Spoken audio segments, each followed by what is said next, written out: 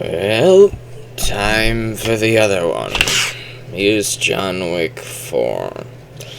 John Wick 4 is the next chapter. It's supposed to be the final chapter, but they didn't do that there, did they? No. This is John Wick 4, where he dies again, but doesn't die because this thing makes too much money. We have to have another one.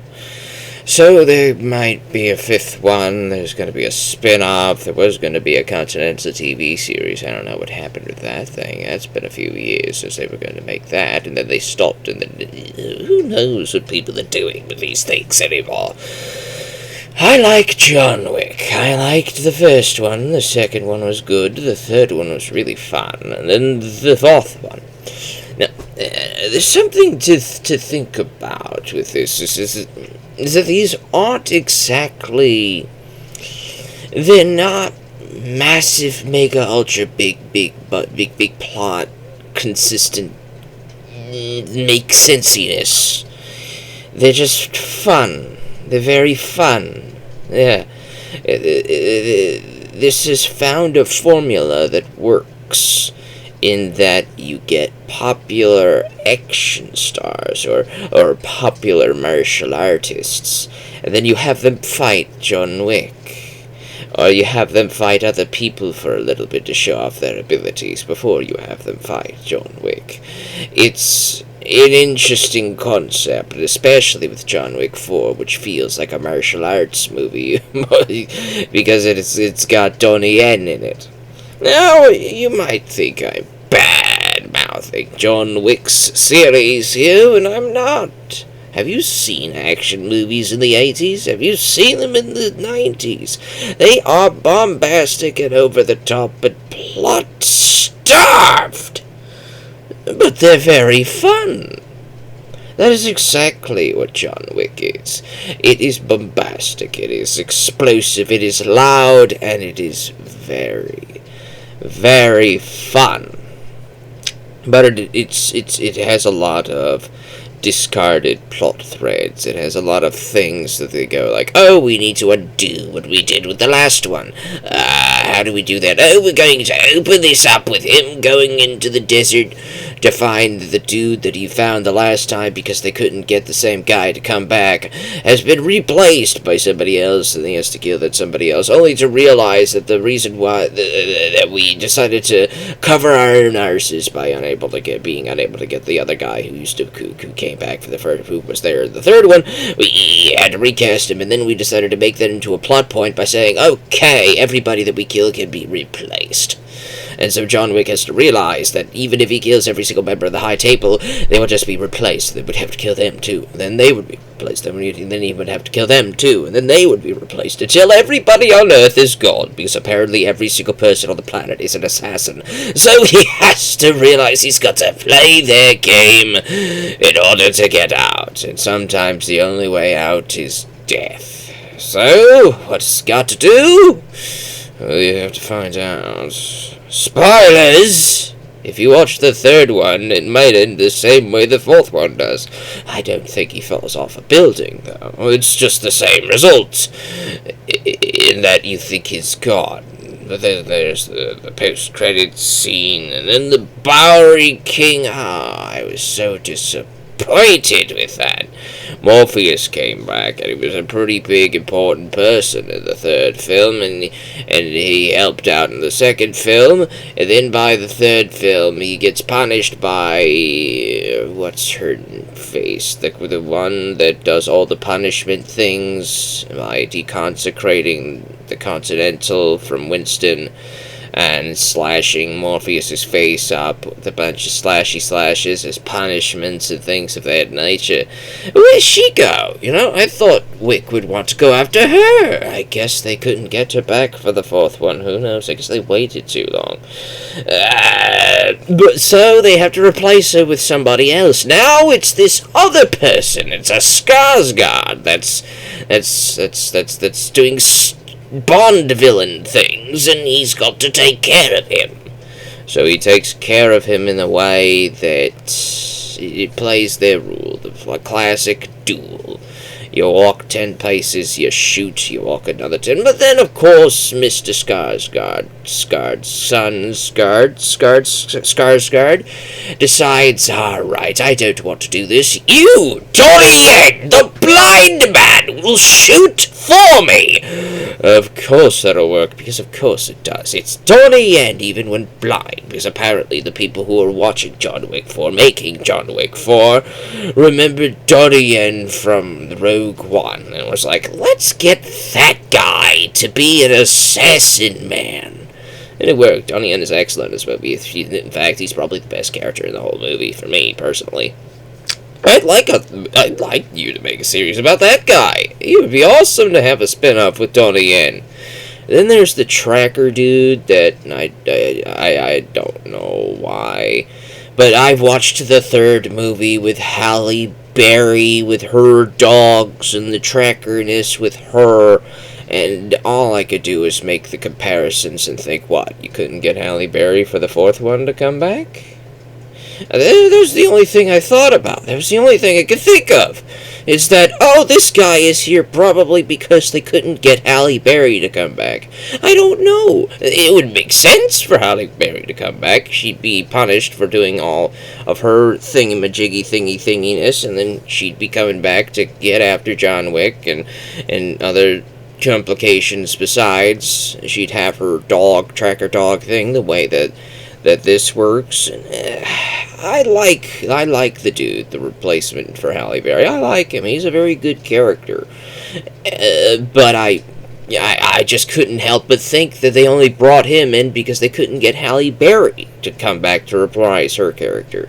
That's the only thing I could think of. And I know I'm being cynical and jaded and all this other stuff, but it's like, that's all I do anymore. I enjoyed the heck out of John Wick 4. Don't get my cynical taken the wrong way and go like, oh, he's disagreeing with me. And it's like, people are allowed to disagree. People are allowed to agree. It's called an opinion. And it's fine. It's fine to like John Wick, despite grumbling and griping every which way in comedic fashion. John Wick is the film that you watch to remind yourself and hypotheticalize, what if The Matrix, but it was an 80s action movie, and not with any of the sci-fi stuff. We just have assassins and bombastic actions and techno thriller music and a bunch of people. And John Wick 4 turned into a video game. It is the most video game martial arts movie I have ever seen. There is a section in this film, a long take, not necessarily a long take, it looks like a long take, of an eagle-eye overhead view that basically plays exactly like an actual video game. It's John Wick the video game. Why don't we have a video game of this yet? Come on! It would be awesome to make a John Wick video game. It's a no-brainer. It's a no-brainer. Especially after watching this. It's like, oh, he plays like a video game character now. Have you seen Hardcore Harry? Hardcore Henry? Henry Hardcore? No, I'm not talking about that type of hardcore. Get your head out of wherever you're putting it. Hardcore Harry, Hardcore Henry, Hardcore Patrick was a first-person point of view that felt the most video game type of movie you could ever imagine. Look it up yourself. I'm not going any further detail about it, but there are movies out there that feel like they're video games. Now, naturally, we have movies that are based off video games like Uncharted. I made a video about that if you want to check that out. But this feels like they turned John Wick 1, which was honestly a very interesting story. It could have just been a one-and-done movie, and then that was it. They turned that into a franchise because they smelled money. John Wick 1 was a refresher. It was refreshing. It was an action movie that we needed. We were starved of action movies of this level, of a mid to high tier budget put into the theaters, because we just don't get many of these anymore. Now, whenever we see these, we go like, oh, it's from the person who worked on John Wick. It's Atomic Blonde by the people who did stunt things with John Wick. And then it's, oh, it's Nobody, made by the stunt coordinator from John Wick. And it's like, these are excellent action movies, but now they're all connected to John Wick. I want to see more action movies like this. I want to see more action movies like Atomic Blonde, like Nobody. But I don't want to just see Atomic Blonde 2, Nobody 2, John Wick 5, John Wick 9000. I want to see other movies. You know, John Wick was great. Nobody was great. Atomic Blonde was great. What does that mean? It does not mean give us Atomic Blonde 2, give us Nobody 2, though I wouldn't mind a Nobody 2. It means give us more movies like that. Interesting stories, not sequels, mind you, but interesting stories, and put it out there, and maybe just maybe don't just always market it as from the X, from John Wick. Because John Wick's not the only action movie that exists. I promise. Trust me on this. John Wick is not the only action movie that exists. Remember Jason Bourne? I remember Jason Bourne. Jason Bourne was an excellent film.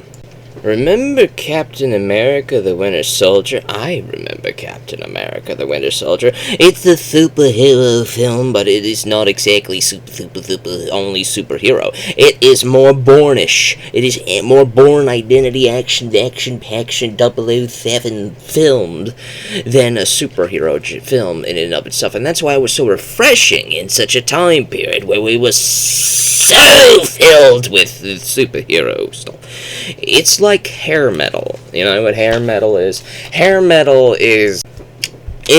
was this phenomenon that hit you in like the late 70s into the 80s.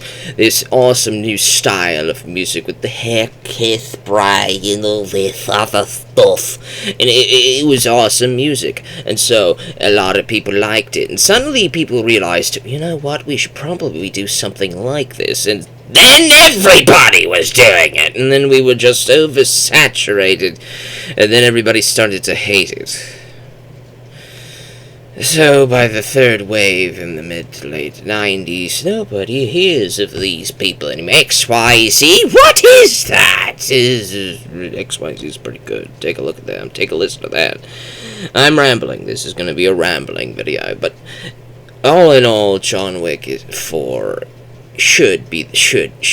needs to be the last one, but they end it like Cowboy Bebop. You know, the ending of Cowboy Bebop. If you haven't watched Cowboy Bebop, I'm not going to spoil Cowboy Bebop to you, but if you've watched Cowboy Bebop, and you've seen the final episode of Cowboy Bebop, and then you've watched John Wick 4, then I can trust your logical brainness to connect the dots and realize what I'm trying to tell you, and if you don't, then watch Cowboy Bebop, and then watch John Wick 4, and you'll be able to connect those dots for yourself. This is a very fun movie, but I waited too long. I was waiting too long for it, so naturally my expectations were different than what I got. That's usually what happens when you announce something that's going to happen right away, and then you sit on it, and then you sit on it, and then you sit on it, and then you sit on it. The expectations, they get higher and higher and higher and higher and higher and higher and higher and higher and higher. And then suddenly you finally bring it out, and it's like, that was alright. I kind of wished it was more, but that was alright. Now, expectations are purely on the fault of the person expecting things. But it is also part of the marketing thing with blah, blah, blah. If you say that we're going to do this, it's going to be this, blah, blah, blah, and then we market it with the after credit scene of Morpheus Man at the end of Wick 3 going, "Are you mad, John? You wanna get mad? We're gonna go get him, man!" And then you realize that Morpheus is just the guy who gets John Wick his coat. In the fourth one, that's all he does. He gets him his coat. He says, "Hey man, here's your coat." And then at the end of the film, he's like, "Hey man, here's another coat." He's just the guy that gets the coats. I thought he was going to do something in this film, but no, he's just the guy that gets John Wick his coat. It's just disappointing. I loved the Morpheus character. The Bowery King had promise. But hey, you're watching a video of somebody making thoughts and points and views that you probably not heard on plenty of the other thousands of reviews of John Wick 4 that exists. I could give this movie an 8 out of 10 and still give it all of the gripes that I'm griping about right now. You might think, oh, it's actually, this guy thinks it's a 2 out of... No, it's an 8 out of 10. I'm still allowed to gripe! For comedic purposes, of course. Watch this movie, it's excellent.